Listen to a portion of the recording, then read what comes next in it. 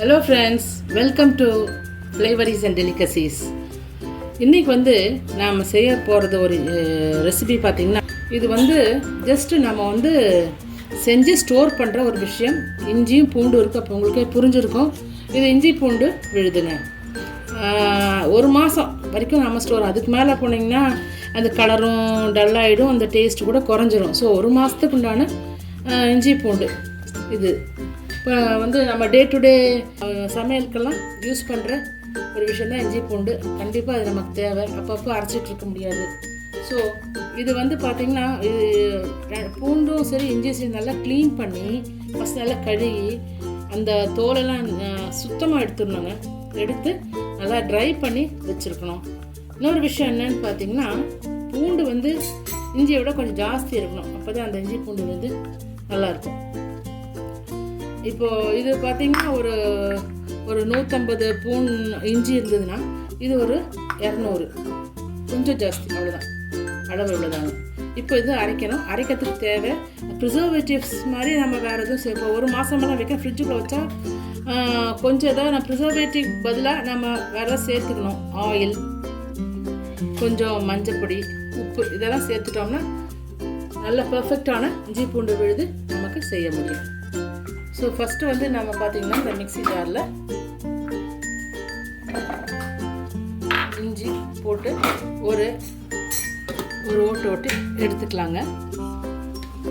பார்த்திங்கன்னா இப்போ இந்த மாதிரி அரைச்சிருக்கணுங்க. இப்போ இந்த மாதிரி அரைச்சா போதுங்க. இனி இதுக்கு மேலே பூண்டு போடணும். ஆனால் ஒன்றுங்க, தண்ணி அறவக்கூடாது. தண்ணி நம்ம சேர்க்கவே கூடாது, கெட்டு போயிடும். ஸோ இதுவும் சேர்த்து இப்போ அரைச்சி எடுத்துகிட்டு வந்துடலாங்க.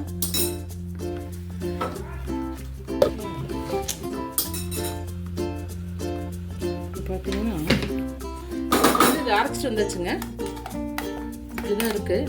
இது ஃப்ரெஷ் பூண்டாக இருந்தால் அதுலேயே கொஞ்சம் தண்ணி விடும், நல்லா இருக்குங்க.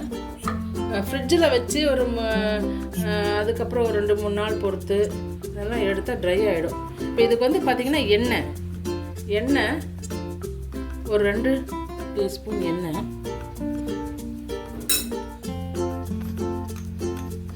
ஒரு டீஸ்பூன் உப்பு போட்டுக்கலாங்க. இதெல்லாம் நேச்சுரல் ப்ரிசர்வேட்டிவ்ஸுங்க. நம்ம வேறு எதுவும் போட வேண்டியதில்லை. இது மஞ்சப்பொடி கொஞ்சம் ஒரு 1/4 ஸ்பூனுக்கு கம்மியாக போட்டால் போதும். இப்போ நல்லா கொஞ்சம் மிக்ஸ் பண்ணி விட்டு இன்னும் ஒரே ஒரு பல்ஸ் கொடுத்துட்டு வந்துடலாங்க. பார்த்தீங்கன்னா அரைச்சாச்சுங்க. அரைச்சாச்சு, இவ்வளோதான். இனி இப்போ இது நம்ம ஸ்டோரிங் ஒரு ப்ராப்ளம் இருக்குது இல்லையா? அது பிளாஸ்டிக்லேயோ ஸ்டீல்லையோ வைக்காமல் நாம் கண்ணாடி கண்டெய்னர்ஸில் தான் வச்சா தான் நல்லாயிருக்குங்க.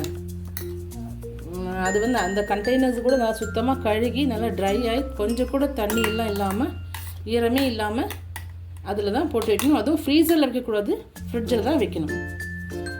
இப்போ இது இந்த மாதிரி ஒரு கண்ணாடி கண்டெய்னரில் இந்த மாதிரி போட்டுக்கலாங்க.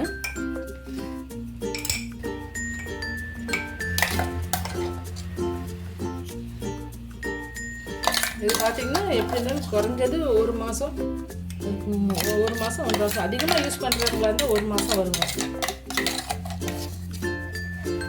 1 மாதம் 1.5 மாதம் வரும். அதுக்கு மேலே யூஸ் பண்ணதான் பிரச்சனை. அது டேஸ்ட் எல்லாம் மாறி போயிடும். இது பார்த்திங்கன்னா கரெக்டாக இது இப்போ கண்டெய்னரில் எடுத்து வச்சாச்சுங்க. இது இப்போ ஃப்ரிட்ஜில் அப்படியே ஸ்டோர் பண்ணிடலாங்க. 1 மாதம் 1.5 மாதம் வரைக்கும் கவலையே இல்லை. இஞ்சி பூண்டு ரெடி. இந்த ரெசிபி உங்களுக்கு பிடிச்சிருந்தா நீங்களும் இந்த மாதிரி செஞ்சு பாருங்கள். பூண்டு பேஸ்ட் பார்த்திங்கன்னா இப்போ கண்டெய்னரில் ஸ்டோர் பண்ணி வச்சாச்சு. இது இப்போ 1 மாதம் 1.5 மாதத்துக்கு கவலையே இல்லைங்க. சட்டுன்னு எடுத்து யூஸ் பண்ணிக்கலாம். இந்த ரெசிபி உங்களுக்கு பிடிச்சிருந்தா நீங்கள் இதுக்கு லைக் கொடுங்க, ஷேர் கொடுங்க. அதே மாதிரி கண்டிப்பாக மறக்காமல் சப்ஸ்கிரைபும் பண்ணுங்கள். அவ்வளோதாங்க. இனி அடுத்த நல்ல வீடியோவில் பார்க்கலாங்க. தேங்க்யூ ஃபார் வாட்சிங்.